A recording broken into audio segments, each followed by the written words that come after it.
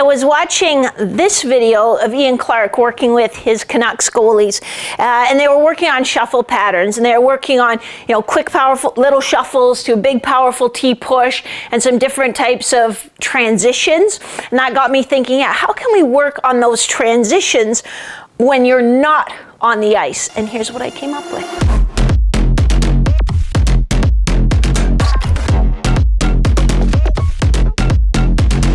Welcome back to Goalie Training Pro TV. Maria here. I am an exercise physiologist and I specialize in off-ice training for goalies. And this was the pattern that got me thinking, that got my brain thinking. So I'm trying to remember it, but I think it was sort of a quick shuffle back towards the left post, then a big T-push back up to the top of the crease, then some quick shuffles again to about the 45-degree angle there, and then a nice push back to the post. Before we start going through the drills, one of the most basic off-ice drills I use to work on that contrast of quick shuffles to lateral push is an exercise I like to call quick shuffle to lateral push.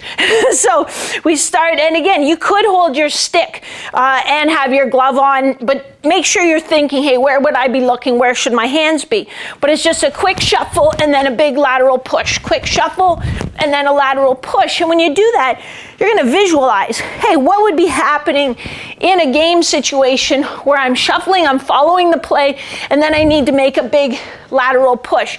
Maybe a guy's carrying the puck in or a girl's carrying the puck in, and then they pass it across the seam, and you have to get over quickly. So engage your mind, use your visualization to make it more game-like. It actually will help you. Then we can start working on some more complex transitions. I'm going to bring out some cones to show you a couple other variations.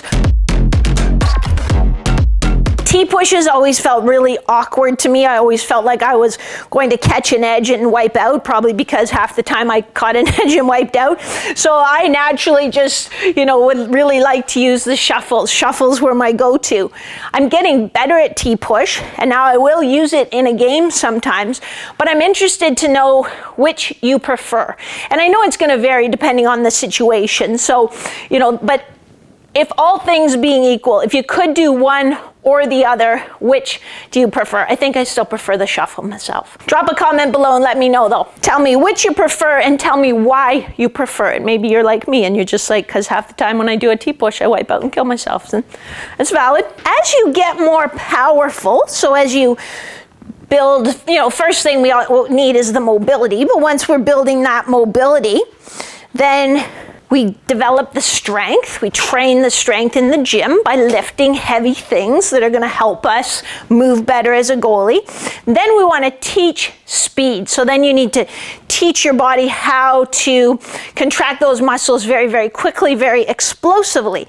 Once we've done all that, we need to kind of teach your body how to control it. We talked about putting the Ferrari engine in the Toyota Tercel. It's going to be a little different than just driving the Tercel. So sometimes too, when I start working with a goalie in the off season and maybe they're a month off the ice, when they get back on the ice, they're blowing way out of their crease because their pushes are so much more powerful. What used to be, a maximum push that would get them to here, well, now it's a maximum push that gets them way over here, and they need to learn to grade that, because we don't want to do a maximum push everywhere we're going and then have to use a ton of energy to decelerate.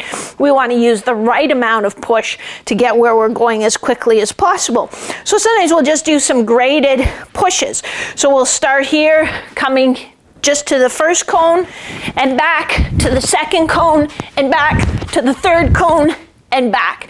And we can change up that pattern. So if you're, working with a trainer, if you're a trainer who works with goalies, you could number these. You could number them 1, 2, 3, and then you could just call out numbers. So they're always coming back to home base. This will be home base.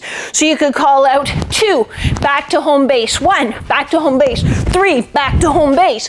And you're trying to get there with precision, with power, and without looking crazy. So we don't want the hands waving around. You know, we want to think, hey, where would my stick be? Where would my eyes be looking? How should I move? Is this going to be a shuffle, or is it going to be a big T push where I have to open up my hips and do a different type of movement pattern? One of my issues is, you know, leading with my stick. So if I were doing this in my own training, I hold my stick so that I can keep it on the ice and make sure that it's leading wherever I'm moving to. We can also just work on making each one a quick shuffle, working on the push with the trail leg, but also a bit of a pull with the lead leg so that we're pushing and pulling.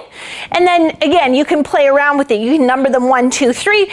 So if you say 3, I'm going to shuffle down to 3 and back. Shuffle to 1, back to 2 and back, but trying to keep it quick, small shuffles. So you can see as we add in more neural complexity, our body has to think and react. Keep in mind we're using these more as speed or motor control drills, learning patterns, learning to shift gears.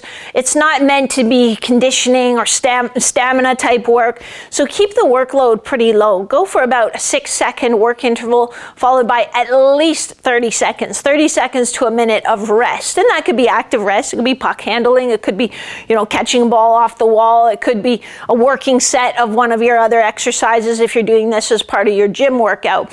But just make sure that we're getting really quality reps every single time. If fatigue is working its way into the equation, then we're not really training that motor skill and the speed anymore.